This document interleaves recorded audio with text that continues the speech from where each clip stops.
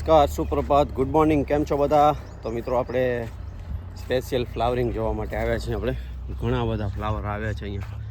જો કેટલા છે, એકમાં 5 થી 6 મિનિમમ 5 તો છે જ. હજી આ કાલે ખીલશે. આ બધા 5 તો છે જ એકમાં મિનિમમ.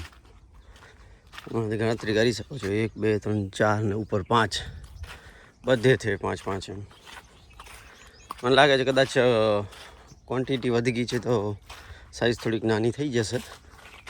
કાંઈ વાંધો નહીં, મેનેજ કરી લેશું. સામે ક્વોન્ટિટી વધી જશે એટલે ભાવ એડજસ્ટ થઈ જશે. મતલબ પૈસા એટલા જ થશે. આ છે ને ખાતર આપણે ટાઈમ ઉપર નાખ્યું છે. હજી આનાથી વહેલું થોડુંક આવી જાય ને, શિયાળે આવી જાય ખાતર આપણે આ બેડ કાપીને તો મજા પડી જાય. મજા થોડીક ખાતરની પ્રોસેસ થોડીક વધી, ટ્રીટમેન્ટ વધારી દઈ તો, કારણ કે ખાવા તો જોઈએ ને માણસને.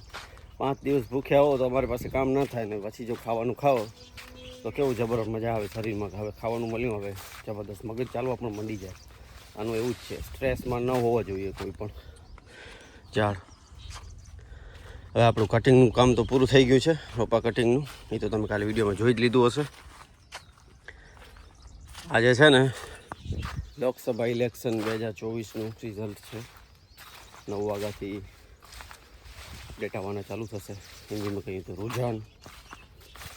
તો જોઈએ શું થાય છે. મોદી સાહેબ ત્રીજી વખત આવે છે કે નથી આવતા. આઈ થિંક આવી તો જશે જ, કારણ કે માહોલ એવો બનેલો છે.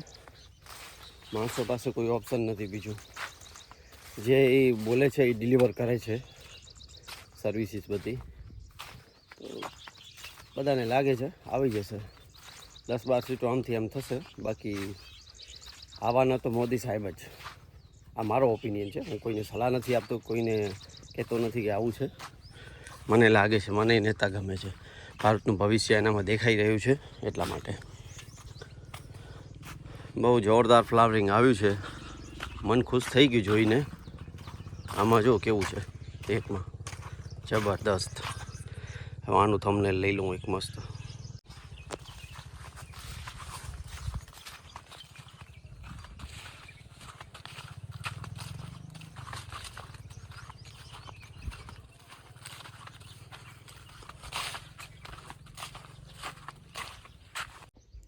મિત્રો આપણે એક ક્લિપમાં છે ને 3-3 4-4 છે. 2 તો મિનિમમ છે જ. એમ બતાવો 2 વાળા. પાછળ ઘણી જગ્યાએ તાજો આવ્યા. ડબલ છે. આયરા 2 તો છે જ મિનિમમ. અમુક આવા છે ને એ ખરી જશે. નીકળી જશે બધા. આમાં 3 છે.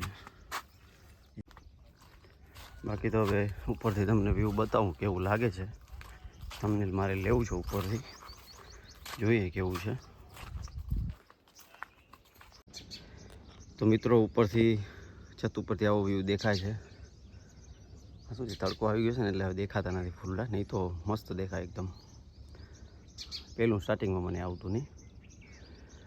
જ્યારે કણ્યું છે ને નેક્સ્ટ ટાઈમ આવશે ત્યારે કરશું વળી.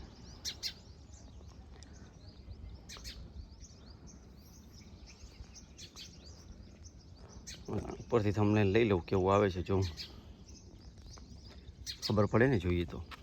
તો મિત્રો આપણું આ વાવવાનું કામ પૂરું થઈ ગયું છે. અહીંયા જે રોપા વધ્યા છે એ ત્યાં વચ્ચે વાવે છે, એ તમને બતાવીશ પછી વિડીયોમાં. બધા રોપા થઈ ગયા છે કમ્પ્લીટ. કાંક 6750 રોપા આવે નીચે, અને 1800ની 1700 1750ની ઉપર આવ્યા. એટલે ટોટલ કંઈક 8000થી ઉપર છે. અને ઓજાની આસપાસ છે રોપા. આ કમ્પ્લીટ થઈ ગયું છે બધું. અહીંયા છે ને હજી ભીનું જ પડ્યું છે. જો તમને બતાવું, છે ને ભેજ પડ્યો છે નીચે. કમ્પ્લીટ છે.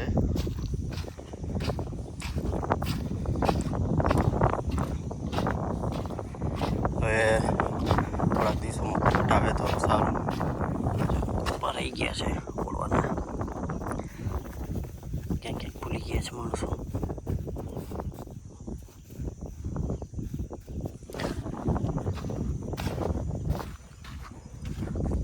હવે મેઇન કામ ચાલુ થશે, બાંધવાનું કામ. છેટ અહીંયા સુધી નહીં પહોંચે ત્યાં સુધી બાંધો. આનામાં તો વાંધો નહીં આવે. આ જે છે ને મેન આનામાં જ છે. અંધાતું બંધાતું ઉપર પહોંચી જાય એટલે કમ્પ્લીટ થઈ જાય. આપણે ખાડો હજી ખુલ્લો જ રાખ્યો છે. હવે તો લીક નથી એટલું. બતાવો તમને જો વાંધો નહીં આવે. દાટી દઈશું. કઠણ થઈ ગયું છે. વ્યવસ્થિત ઓલું કરીને દાટી દઈશું પછી.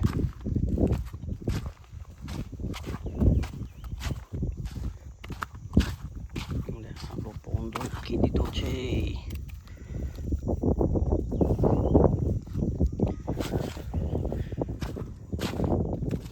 નજર મારવી પડશે ક્યાંક ક્યાંક.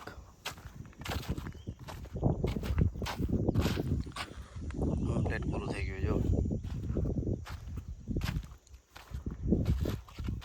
થાંભલા હાલે છે જોઈ લઈએ. પણ બહુ હાલતા નથી હવે.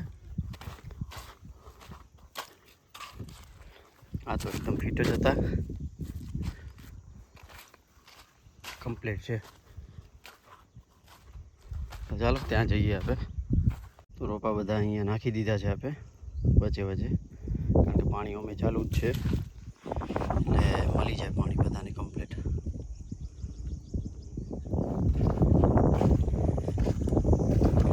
વચ્ચે અમે આપણે કાંઈ વાવવાના નથી એટલે બધાને મળી રહે પાણીને. અહીંયા જગ્યા પણ આપણી યુઝ થઈ જાય એટલા માટે અહીંયા રોપા રાખ્યા છે. અત્યારે ખાલી આ જ પોર્શનમાં ચાલુ છે. નીચેવાળા બંને વાલ બંધ છે. ઓલા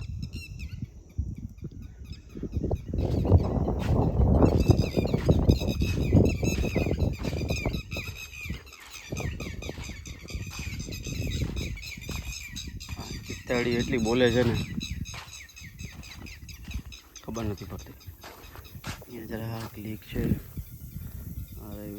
અવાજ આવે છે તમને?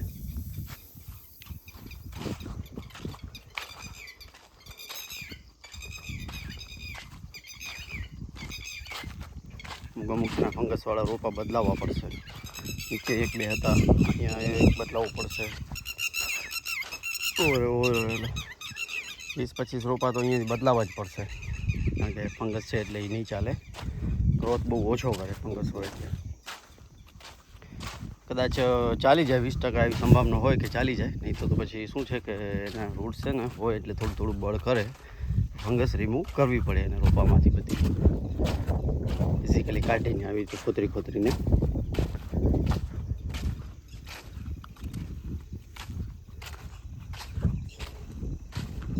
મિત્રો આપણે કેરીના કેરેટ લેવા આવ્યા છીએ. કેટલા છે મને ગણવા પડશે. સવારના માણસો ઉતાર્યા છે.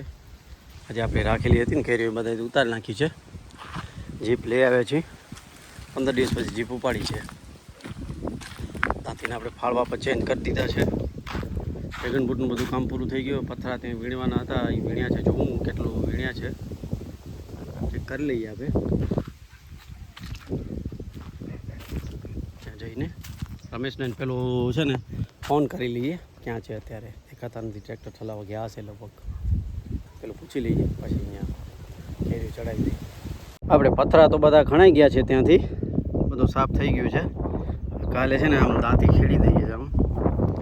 પછી પરમ દિવસે વાવવાનું ચાલુ કરી દઈએ મગફળી. એ બધું કામ પૂરું થઈ જાય. આપણે ગોઠવી દીધા છે બધા રોપા. તમે જોઈ શકો છો બધા રોપા છે ને આપણે જે વધે છે એ છે એક્સ્ટ્રા. બધા આપણે કામ લાગી જશે. કોઈને કસ્ટમર હશે તો એને આપી દઈશું. જોઈએ શું થાય છે.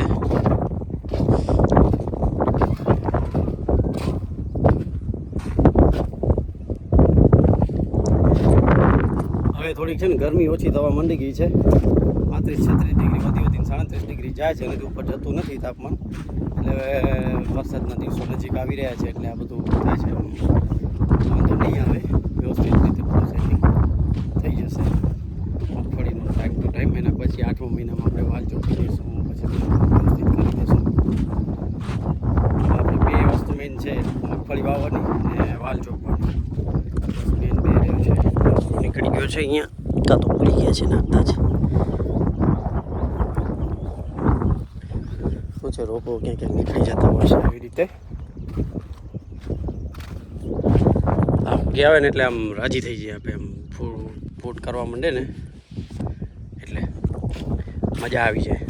ડ્રીપનું બધું સેટિંગ આમ તો છે ને માથા ઉપરથી બહાર ઉતરી ગયું. ડ્રેગન ફ્રૂટ ક્યારે વાવાશે ને ક્યારે થંભલા નખાશે ને ક્યારે વાયર ખેંચાશે ને બધું થઈ ગયું કમ્પ્લીટ. 1.5 મહિનો લાગુ આપણે કમ્પ્લીટ બધું કરતા, કારણ કે 15/4થી આપણે ચાલુ કર્યું હતું ખાડા ખોદવાનું. 17 તારીખથી આપણે થંભલા નાખવાનું ચાલુ કર્યું હતું. પછી એમ ધીમે ધીમે કરતાં 1.5 મહિનો થયો. કારણ કે વાર તો લાગે જ, કારણ કે 1200 થંભલા ઊભા કરવા એટલે બહુ કાઠું કામ છે. બધા વાવે છે આમાં આપણે ચંદુભાઈ વાવે છે, ચંદુલાલ નારાયણ ઉર્ફે ભલુભાઈ. ત્યાં ભાઈને પણ 1284 થંભલા વાવ્યા છે, મતલબ ખોલ્યા છે. હવે એ લોકો આજે 2 દિવસમાં રોપા નાખવાનું ચાલુ કરશે. શું થશે જોશું, એના પાસે પણ જશું આપણે જોવા માટે. ચાલો વિડીયોને કરીએ. ચેનલ પર નવા હો તો ચેનલને સબસ્ક્રાઈબ કરી દેજો, વિડીયોને શેર કરજો, લાઈક કરજો અને બેલ આઇકન દબાવવાનું ના ભૂલતા. બધાને જય શ્રી રામ.